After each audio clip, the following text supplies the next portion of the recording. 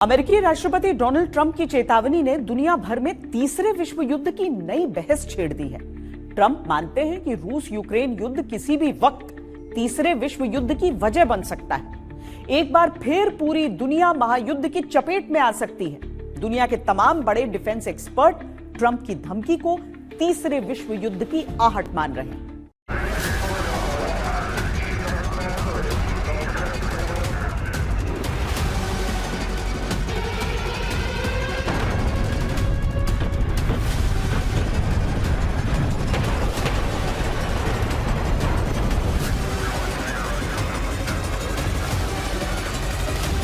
दुनिया एक बार फिर उस खतरनाक मोड़ पर खड़ी दिखाई दे रही है जहां एक चिंगारी पूरी धरती को जंग की आग में झोंक सकती है। रूस और यूक्रेन के बीच चल रहा युद्ध अब सिर्फ दो देशों की लड़ाई नहीं रह गया, बल्कि इसके दायरे में पूरी दुनिया सिमटती नजर आ रही है। अमेरिकी राष्ट्रपति डोनाल्ड ट्रंप की चेतावनी ने इसी खतरे को और गहरा कर दिया है। अब तक ये जंग रूस और यूक्रेन की सीमाओं तक सीमित थी। कभी रूस की ओर से यूक्रेन पर मिसाइलें दागी जाती रही, तो कभी यूक्रेन ने ड्रोन और रॉकेट से रूस का जवाब दिया। लेकिन बीते कुछ दिनों में हालात तेजी से बदले हैं। यह युद्ध अब एक वायरस की तरह फैलने लगा है, जो पूरे यूरोप और फिर दुनिया को अपनी चपेट में ले सकता है। ट्रंप की चेतावनी यूं ही नहीं आई है, इसके पीछे कई ठोस वजह हैं, जो तीसरे विश्व युद्ध की आशंका को और मजबूत करती है। वजह नंबर 1, यूक्रेन ने ट्रंप के शांति प्रस्ताव को ठुकरा दिया है। वजह नंबर 2, यूरोप के बड़े देश युद्ध विराम के पक्ष में नहीं है। वजह नंबर 3, नेटो ने रूस को हराने का रोड मैप तैयार कर लिया है। वजह नंबर 4, यूरोप और यूक्रेन अब पुतिन की हार चाहते हैं। वजह नंबर 5, अगर रूस पर बड़ा हमला हुआ तो जवाब भी बारूदी होगा। वजह नंबर 6, रूस का पलटवार तीसरे विश्व युद्ध की नींव बन सकता है। डिफेंस एक्सपर्ट्स का मानना है कि लंदन में हुई वो अहम बैठक, जिसमें यूरोपीय नेताओं और यूक्रेन के राष्ट्रपति ने हिस्सा लिया, इस पूरे संकट की दिशा बदल सकती है। रूस यूक्रेन युद्ध शुरू होने के बाद ये पहली बार हुआ जब फ्रांस, जर्मनी, ब्रिटेन और यूक्रेन की चौकड़ी ने अमेरिका के शांति प्रस्ताव को सिरे से खारिज कर दिया। बैठक खत्म होते ही युद्ध की तस्वीर बदल गई। यूक्रेन ने रूस की राजधानी मॉस्को को निशाना बनाने की कोशिश की। सरकारी इमारतों पर हमले का प्रयास हुआ। 300 से ज्यादा ड्रोन और मिसाइलों से रूस के 12 से अधिक शहरों पर हवाई हमले किए गए। इन हमलों में जर्मनी और ब्रिटेन के हथियारों के इस्तेमाल की पुष्टि हुई। रूस के रक्षा मंत्रालय का दावा है कि यूक्रेन ने परमाणु केंद्रों और रासायनिक सुविधाओं पर हमला करने की कोशिश की। यूरोपीय देशों के मैदान में उतरते ही रूस का रुख भी सख्त हो गया है। ट्रंप के शांति प्रस्ताव पर अब रूस पीछे हटने को तैयार नहीं दिख रहा। नेटो महासचिव की खुली धमकी के बाद रूस ने साफ संकेत दिए हैं कि किसी भी कीमत पर दबाव में आकर समझौता नहीं होगा। नेटो महासचिव रूड का बयान साफ है कि अब युद्ध विराम नहीं, बल्कि निर्णायक टकराव होगा। अब तस्वीर साफ होती जा रही है। France, Germany, Britain, Poland, Italy, Spain, Netherlands, Sweden, Denmark, Finland और कनाडा जैसे देश खुलकर यूक्रेन के साथ खड़े हैं। यानी लगभग पूरा यूरोप यूक्रेन के समर्थन में उतर चुका है। दूसरी तरफ अगर तीसरा विश्व युद्ध होता है तो रूस के साथ ईरान, नॉर्थ कोरिया, बेलारूस और चीन जैसे देश खड़े हो सकते हैं। अमेरिका की भूमिका को लेकर सबसे ज्यादा सस्पेंस है। ट्रंप के बयान से यही संकेत मिलता है कि अमेरिका खुद को सीधे महायुद्ध से दूर रखना चाहता है। लेकिन सवाल यह है कि क्या अमेरिका वाकई तटस्थ रह पाएगा। लिहाजा ट्रंप की चेतावनी को सिर्फ बयान नहीं, बल्कि तीसरे विश्व युद्ध की आहट माना जा रहा है। उधर यूक्रेन रूस युद्ध के बीच अब बहस पुतिन के उस ड्रीम प्लान पर तेज हो गई है, जिससे यूरोप के देश घबराए हुए हैं। अमेरिका जहां रूस के पक्ष में सुर नरम करता दिख रहा है, वहीं यूरोपीय देश यूक्रेन के साथ खड़े होकर पुतिन को आंख दिखा रहे हैं। यूक्रेन को धुआं धुआं करने के बाद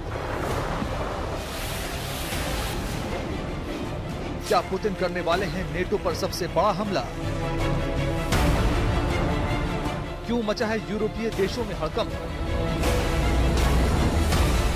पुतिन के किस प्लान से घबराए हैं नेटो देश? क्या पुतिन ने कर ली तैयारी दुनिया का भूगोल बदलने की?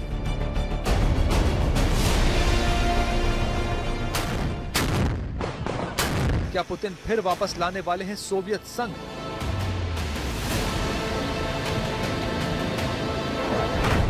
आखिर जर्मनी के चांसलर पुतिन के किस इरादे से कर रहे हैं यूरोप को खबरदार। जर्मनी के चांसलर यूक्रेन में पुतिन के जीतने पर क्यों दे रहे हैं यूरोप को चेतावनी। रूस यूक्रेन जंग में कई यूरोपीय देश खुलकर यूक्रेन का साथ दे रहे हैं, जिसको लेकर कई बार पुतिन यूरोपीय देशों को कड़ी चेतावनी दे चुके हैं। वो संकेत दे चुके हैं कि अगर जंग यूरोपीय देशों तक आई तो फिर बचेगा कोई नहीं, और रूस अब इसके लिए तैयार है। अब जर्मनी के चांसलर फ्रेडरिक मर्ज ने चिंता जताई है कि यूक्रेन युद्ध के बाद रूस नेटो पर हमला करने की तैयारी कर रहा है। मर्ज ने यह भी कहा कि पुतिन फिर से सोवियत संघ को पुनर्जीवित करने की इच्छा रखते हैं, और यह सीधे तौर पर नेटो सदस्य देशों के लिए चेतावनी है। यानी अगर यूक्रेन युद्ध का दायरा बढ़ा तो जंग की आंच यूरोपीय देशों तक पहुंचेगी, और इसका नतीजा नेटो को भी भुगतना पड़ेगा।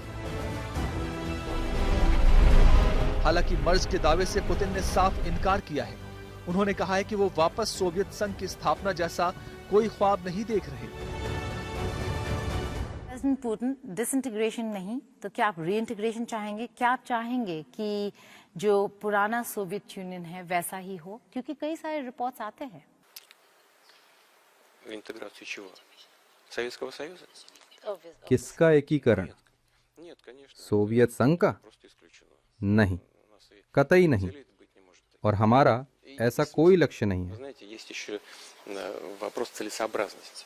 Это в сегодняшних условиях нецелесообразно. और इसका कोई औचित्य भी नहीं बनता, क्योंकि ये रूसी संघ की राष्ट्रीय और धार्मिक स्थिति को बदल देगा।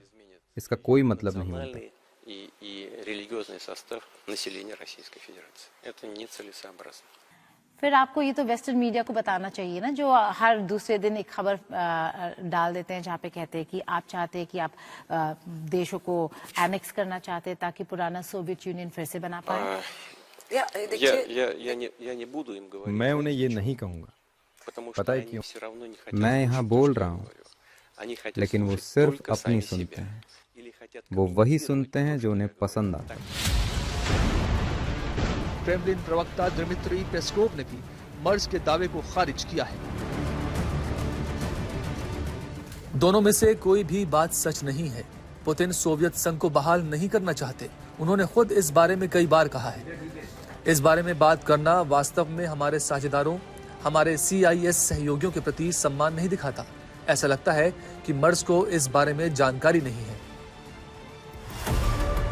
हालांकि एक सच ये भी है कि पुतिन स्पष्ट कर चुके हैं कि यूक्रेन के साथ रूस का युद्ध नहीं चल रहा, वो सर्जिकल स्ट्राइक्स हैं। लेकिन अगर यूरोप ने युद्ध की स्थिति पैदा की तो फिर बातचीत करने के लिए कोई रह नहीं जाएगा।